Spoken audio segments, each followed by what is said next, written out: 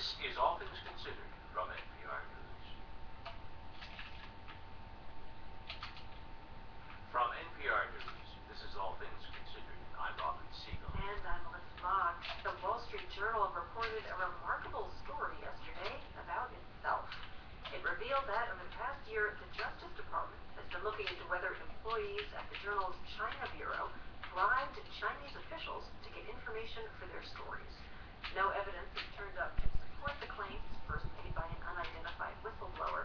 But as NPR's David Folkenflik reports, those claims carry powerful echoes at the Journal and its parent company, News Corp. The Journal first learned of the accusations in the past week and disclosed them in an article posted yesterday. That's just not how the Wall Street Journal operates. And, they've got a very ethical newspaper, and I don't see it. None of it rings true to me. Jim McGregor is the former China bureau chief for the Wall Street Journal and the former CEO of Dow Jones China. I think if a file was offered to a reporter, they would probably turn it down, even if they got it for free, because you'd figure it was a setup.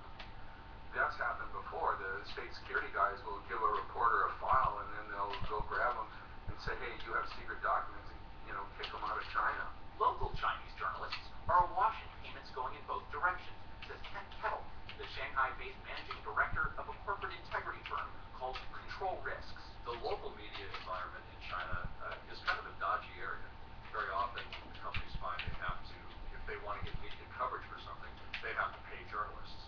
There's also the environment in China where government officials are routinely bribed for things. But Kettle said, in his experience, Western journalists do not participate in such behavior. Yet, the nature of the allegation seems painfully familiar. More than 60 people, including the former CEO of News Corp's British newspaper division, have been arrested on corruption charges in a scandal involving the company's UK papers. Bribes to foreign government officials by American corporations are violations of federal law, and News Corp has been cooperating with both British and U.S. prosecutors since the summer of 2011 about its possibly illegal activities in the UK. Investigators on that inquiry received the informant's tip alleging bribes by the Wall Street Journal in China. If a company's already under investigation and then an allegation comes in that seems to relate or be part of what may be a pattern of conduct they're looking at, it certainly may get more attention from the Justice Department. Rita Glavin is former acting assistant U.S. Attorney General who oversaw the criminal division, including prosecution of Foreign Corrupt Practices Act cases. Outside auditors for the company reviewed emails going back 5 years and shared them with prosecutors. Yes, DOJ relies on companies' outside counsel to investigate them, but then DOJ wants to see the fruits of the investigation, not just in terms of what the lawyers say they found, but they want to go and see the documentary evidence themselves and talk and hear the witnesses themselves. For News Corp, it is of urgent concern to convince the Justice Department that illegal practices were limited to the UK. Journal and News Corp officials would not be interviewed for this story.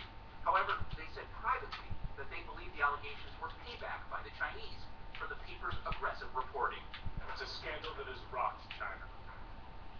Bo Xilai, one of the Communist Party's rising political stars, is forced from power. This taken from a documentary posted on the paper's website last June. Bo's wife is detained as a suspect in the murder of a British businessman. We have allegations of corruption involving potentially hundreds of millions of dollars. The newspaper's top news executive, managing editor Gerard Baker, released a statement. He said, "Our journalists, often working in the most difficult circumstances, will never be deterred from shining light on the darker recesses of Chinese society and politics." Privately, journal officials say they believe Chinese authorities commissioned hackers to penetrate its computers and to block access to news articles on its website in retribution for that reporting, and that this accusation of bribery represents the latest chapter in that harassment by the government. David Folkenflik, NPR News.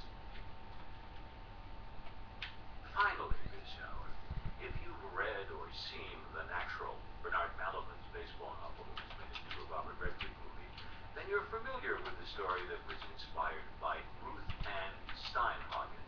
Roy Hobbs, a young, brash baseball player, is poised for stardom right until he's lured into a hotel room by a mentally ill female fan. What's going on? Roy, will you be the best there ever was in the game? That's right.